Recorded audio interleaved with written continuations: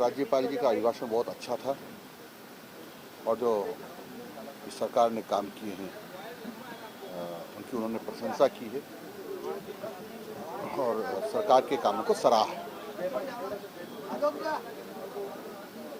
विपक्ष ने आरोप लगाया कि झूठ का पुलिंदा था जो बजट अभिभाषण था, उसमें कुछ भी काम नहीं किया गया, ना तो बजट घोषणाएं पूरी हुई, ना संकल्प पत्र की घोषणाएं हुई।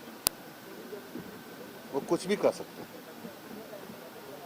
क्योंकि वो राजस्थान सरकार के विकास को देख करके बौखलाए हुए हैं कि लगातार विकास हो रहा है, उनके पास करने को कुछ नहीं है और राजस्थान की जनता भारतीय जनता पार्टी की सरकार से बहुत खुश है और भजन लाल जी जो मुख्यमंत्री जी बहुत अच्छा काम कर रहे हैं, इसलिए कुछ भी कर सकते हैं और उनकी बात पर राजस्थान की जनता कभी विश्वास करती भी नहीं है।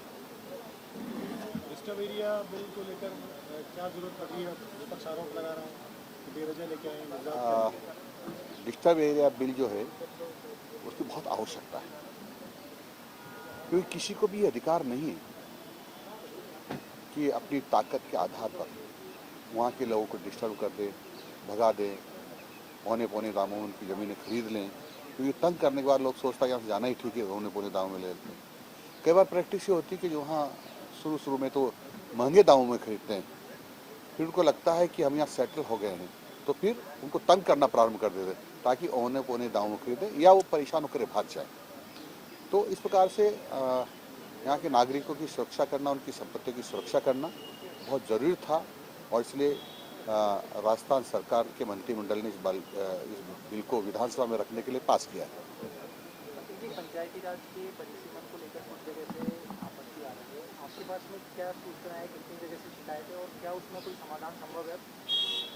जो आपत्तियाँ आई थी वह जिला कलेक्टर महोदय ने सुनी, सब जिला कलेक्टर से सुनी और आपत्तियों का निस्तारण किया और उसके बाद जो उन्होंने सुनवाई के बाद उन्होंने प्रकाशन किया, इसलिए आपत्तियों का निस्तारण हो गया।